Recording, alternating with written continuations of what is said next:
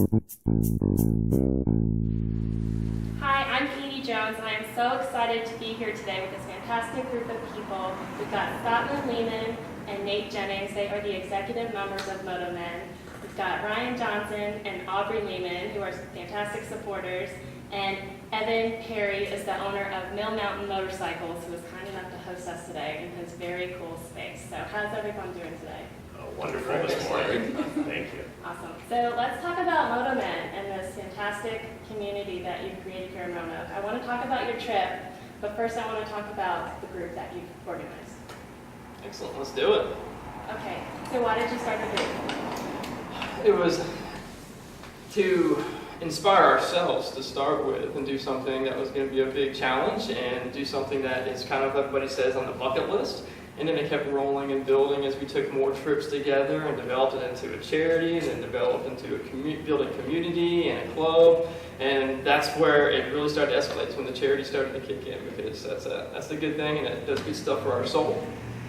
Yeah, I would say it's just been an evolution. So it started with the idea to go for a motorcycle ride.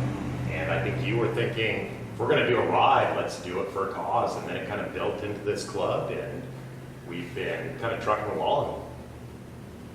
Okay, I love that you were riding for a cause, and you're literally doing that starting next Saturday.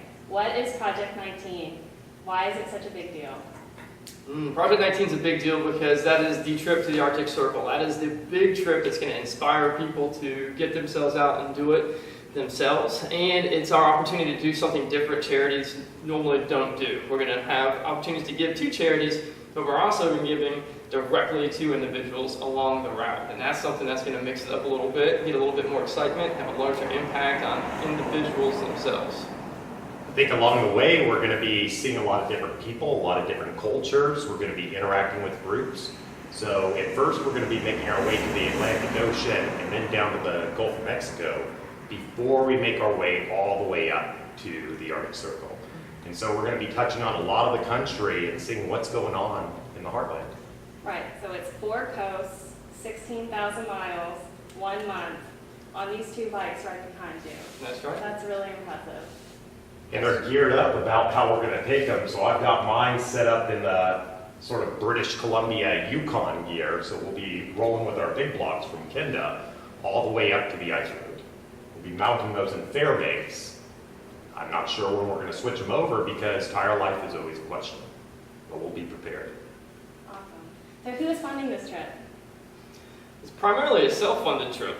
The trip itself we're taking care of. The equipment we've had sponsors help us out with, but who's funding the charity and the donations that we're giving? That's you, everybody that's given. So everything that we do for gas has been taken care of. That was one of the biggest costs that McGrath Law Firm took care of for us. We have the motorcycles we took care of with help from Triumph.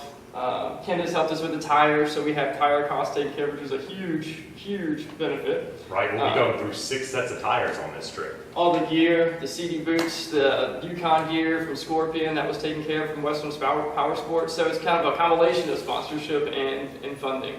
But the camping, the eating, that's all you and me. So, the whole rollout to this thing that we've been doing, Nate and I have funded out of our pockets. And so all of the donations, we haven't touched a penny. All of that is going to our charities. So we're supposed to be a 90% charity, but it's been 100% charity. It's been 100%. The other 10% is what we pay out of our pockets, pretty much. Yep, that's right. Right. So you have some fantastic partners that you're working with. Absolutely. And I understand that you have a goal of raising $10,000 for charity, and you're also guaranteeing that. So how is that working? It's good. The MOTO.MEN guarantee, and we're going to definitely leave with $10,000, but it was everybody bringing the merchandise that we're selling and making club membership dues and doing the just donations and anonymous donations that have made everything. You go. It's all been growing. And so it is a guarantee. I think on our way down to Magnolia, Texas, in the van, we were talking about how much we wanted to earn, but I was also asking, what happens if we fail? And I think you said we can't fail on this. And so we guaranteed it with the money out of our pockets. If we don't leave with the $10,000, we'll pay every penny out of our pockets. Fortunately, we've had great support. We're at $7,300 so far, so we've almost made our goal. we hope to let the $10,000 be a minimal goal, and we're looking to surpass that. Awesome. Well, they have a GoFundMe page. There's still an opportunity to support these guys on their trip. They're leaving on Saturday, coming over to Star, which we're so excited about. 0700. So tell me a little bit about the charities that you're supporting through this trip. Where is the money exactly going? Well, we've got, out of the $10,000, $2,000 goes to Wounded Warrior Project, $2,000 goes to Mission K-9, which is Chapter 9 of U.S. War Dogs, $2,000 goes to the American Cancer Society, and then the remaining $4,000 we have individual endowment recipients that will be taking the money to. And one of them coming to us kind of at Roanoke the 25th when we depart, and have Chad and Denny take the first endowment, which is going to be an awesome experience for us. So. That's right. Wonderful. And when did MOTO.MEN become a charitable club? You got the official date. I know you got the official date. Yeah. Became an LLC. I'm sure but- it kind of evolved as time went on. That was an Atwood show. No, So huge at first it was, it was just something that we were going to do, and then we wanted to incorporate our community, and we wanted to build up the community. I always mark it as November 1st. I think that's when we got our business license, so we could take our first penny there.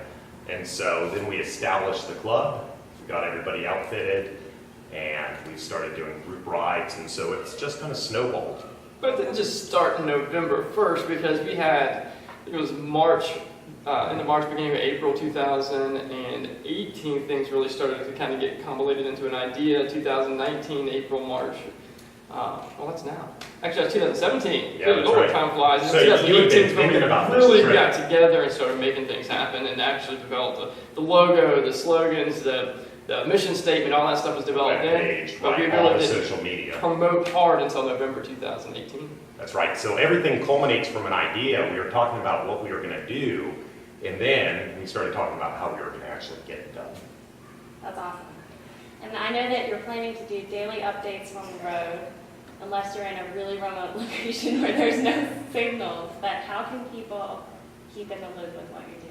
We're going to have multiple platforms of social media with YouTube, Facebook, Instagram. We have a website. It's going to be hard to update that as we go along, to be honest with you. So mostly social media format, Instagram, Facebook, YouTube. Shoot us a line. You got our phone numbers. You got our emails. And if you can shoot us a line, we'll send you a picture of where we're at. We might get into some of these other live apps. Like we did a Commotion podcast the other night, and they brought up a good point that they have some apps that you can get where people can live track you through your trip when you want. So We'll have various outlets, but if you watch us on YouTube, you should see what you want to know. If you want to see some writings, we will be updating the webpage. And so just stay with us, and we'll keep you tuned in whatever format you like best. How can someone become a member of MOTO.MEN? well, There's two ways. You either talk to Nate or you talk to myself. And so you give us a shout, give us a ring.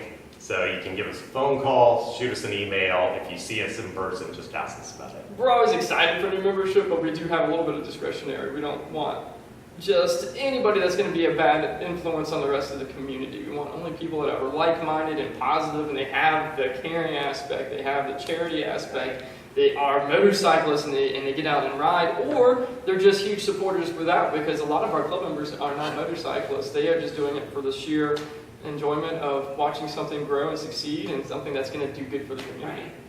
Right. I think we all love that. Yeah, that's right. Okay, so let's switch gears just for a minute. Evan, I want to talk to you about the space that we're in, and why did you start Mill Mountain Motorcycles?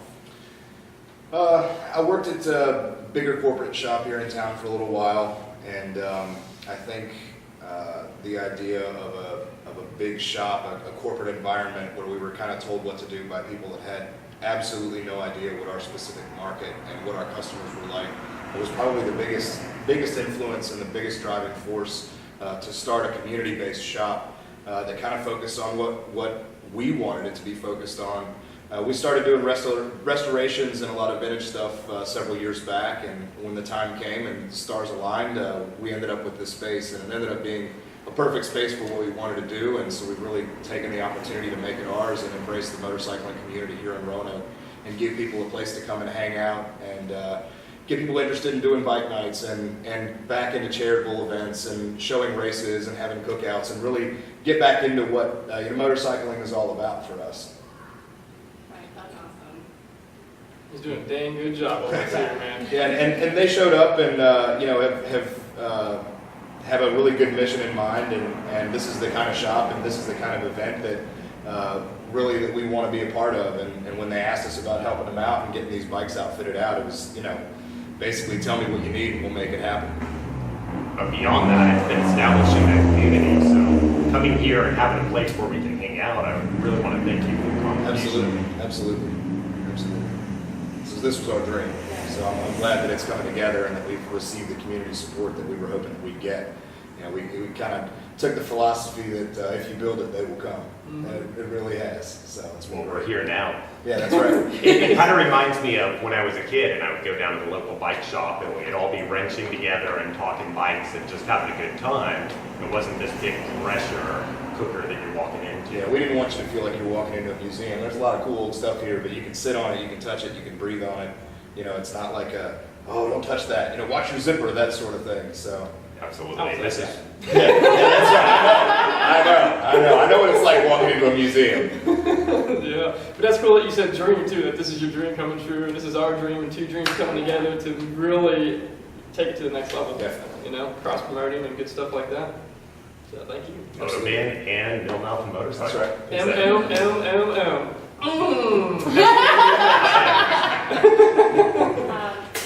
Brian or Aubrey, is there anything you want to add about your support for the group? Why you love being a member? Well, I kind of had to become a member since I'm married to Scotland. It's compulsory. But more than that, the motorcycling community has been really eye-opening for me. I had never really thought motorcycles would be a part of my life until I met Scotland. And our trips have just kind of changed my whole perspective on the world, and I think I want other people to get out and feel all those same things that I've gotten this wonderful opportunity to feel. Just going through this vast land, it does change your perspective. Yeah, absolutely. You get in touch with nature again, you feel that harmony within. I kind of feel that my soul sings when I'm out there. Yeah. But then I get into touch with the people. Yeah. So people that I wouldn't interact with in my daily life, I need to be out there on the road to understand what they're going through, what their existence looks like, and how we can actually help. It's a cultural experience. And traveling by vehicle, in any way is always enlightening, but the difference in traveling by motorcycle and traveling in a car, the experiences are, completely different, and what you get to take in and your perspective on things while being out there and being surrounded by it instead of being in a box. Yeah, It's you are completely different. immersed. Absolutely. Right? You're in it. Yeah. That's what I like to think. It's Yeah. like you're not kind of looking out at nature, you're part of it. That's right. You're integrated into it. What's Ryan got, man? He might not be the most vocal individual, but he always has really good stuff to say. It's kind of two-part for me. One part being the community aspect of it. I use it. 95% of my riding's always been solo, and I wanted to have people in the community and a group. So this helps me with that. And the other big part would be the charity, Right. helping people out and just spreading some love. And Ryan's been a solid giver. I mean, we have the stories all the time on all the podcasts and stuff we do about the Toys for Tots box, and I always had like 4 toys every year for about 3 years. It was Ryan, it was Brent, and it was Hank Pfister, all 3 who are now MOTO.MEN. I mean, these are the guys that we were looking at like for the last 4 years. Like, these are the good, solid people that are doing something that's above and beyond to help others that are in need, So we were super glad to have Brent, Ryan, Hank join the organization and give more to us, because it helps us see how much impact we're making for the community. So those were 3 of the 4 toys that would wind up in the Toys for Oh, Tots box. You are the 4th toy. I was winding up in there. I was the toy. And that's right. Nate was telling me about this and he's saying how sad it is. I only get 4 toys. I've been putting out this box every single year. It's the same 4 toys from the same 4 people. And we decided to promote this year with MOTO.MEN and go out for the Toys for Tots charity ride. And by the end, we had established about $2,000 worth of toys. That's wonderful. And so just by coming and doing it ourselves and shining that light, it all just kind of snowballed. And everybody told me how much fun they had going out and buying those toys, playing in the toy aisle. We had Just fun. one more time. We did. Plus, you get to do different things you might not have done before. We actually went to the Toys for Tots drop-off box and met a bunch of Marines over there and handed most of the toys off, because we had a few more that you actually took over to the rescue mission here in Roanoke as well. So Yep. people that might not have been veterans that still needed help went ahead and did the next level with them. I was always looking for the little Matchbox motorcycles. I'd go into the stores and that little row would always be gone. And that's And my now fault. I know where they are. That's my fault. About 50 of them right over there. If you want to know where to find the Hot Wheel motorcycles, they're at Evan Perry Shop. I got the best Motorcycles. Hot Wheels motorcycle selection in the state. That's all for sale over there. That's right. That's exactly right. And little kids love them when they come in here. It's a premium markup. I've got a little bit of a collection of myself. No, there is no markup on it, man. I sell them right there at retail. It's good entertainment for the kids and usually gives them a distraction if we're trying to take care of business, that sort of thing. It's funny you brought up the Toys for Tots box, because the dealership that I used to work at, which was a huge dealership, we used to have a Toys for Tots box, and it would be there for a month, and we never had anything in it, you know. And that is to the T what my issue was with the lack of community involved here in Roanoke, and we really wanted to be a part of you know, the motorcycling community and get involved with some charitable causes and get people interested back in us. You know, we don't want to have the stereotypical, you know, Marlon Brando, the Wild Ones image where the bikers roll into town and everybody, you know, closes the shutters, and that's not what we really want to get across as far as, you know, the MOTO.MEN and shops like this, because, you know, we're members of the community and we're here to help out, and we're here to make a good impression on people. And, you know, the Toys for Tots thing is certainly something that is, you know, like I said, to the T of what my problem has been with this community support and the shops here in town. I can come in, I can drop $30,000 on a hot rod motorcycle, I can afford the $450 a month payment, but I can't afford a $10 toy one time a year. That's right. You know, you can. It's easy. You just need somebody to maybe inspire you. That's right. And then inspiration, speaking of, you said the children and how they like the Hot Wheels. That's something I always would try to keep a little bit of and give the kids when they're coming in when the parents are trying to do an act. That's right. Just keep them calm. But, you know, it was inspirational for them. And that's the youth of America. We got to get them into motorcycling so this is not a dying sport. You know, motorcycling, motorcycle racing, adventure riding. There's so many venues and stuff they can take, but we got to get them inspired and get them Absolutely. on two wheels young. And that's a simple way to do it with a little toy. You all have the biggest hearts, Well, thank you. and everyone is really inspired by what you're doing. So, Project 19 starts on Saturday. What do you have coming down the pipeline? What are you thinking about in the next year or two? Well, That would be Project 20, right? that's right. We're going to keep it simple. Project 19, Project 20. Project 20, we're going to do a lot of the same support for the same organizations. We don't want to help somebody and then get people that are very supportive of that type of charity and then toss it to the wayside. We're going to keep it going, and we're going to add things to it. So right now, we're doing the Warrior Project, American Cancer Society, and Mission K9. Next year, we want to do stuff with children. That was a good segue, wasn't it? So I think we'll be focusing on Toys for Tots again, but we're also going to be focusing on education and Feeding America. They do a lot of stuff with Do these. some work with them on the backpack programs. They've already discussed with them how they have backpacks that they're going to give the kids on the way out. And they're not backpacks, they're paper bags or whatever full of food so that they can have something to go home with if they don't have a family at home that can provide for them. Or they might take the food from them if they send it to their house and they can have it on the bus. And we want to do something with potentially getting them maybe a little bit less visible way that they're getting charity. They might not want to accept it because they're getting handed a paper bag in front of other kids. Let's get them a MOTO.MEN backpack that they can have in hand to them. They just rocking out a backpack.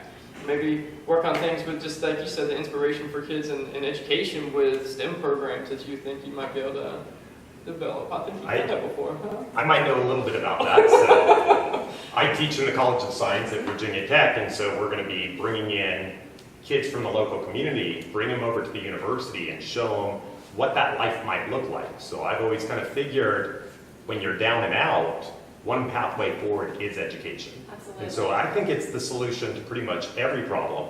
The university is one culture of education, but we can show them what we do over there, inspire them, show them what the process looks like, show them how financial support works. But we'll start out small. We'll get them their school lunches, help them out with that, and give them a vision of the future. That's wonderful. So, big trips on Saturday. You can follow along on social media. you can still support these guys. It's a really exciting time here in Roanoke, and we're just thrilled for you. So thank you so much. Thank you, Kate. Appreciate it.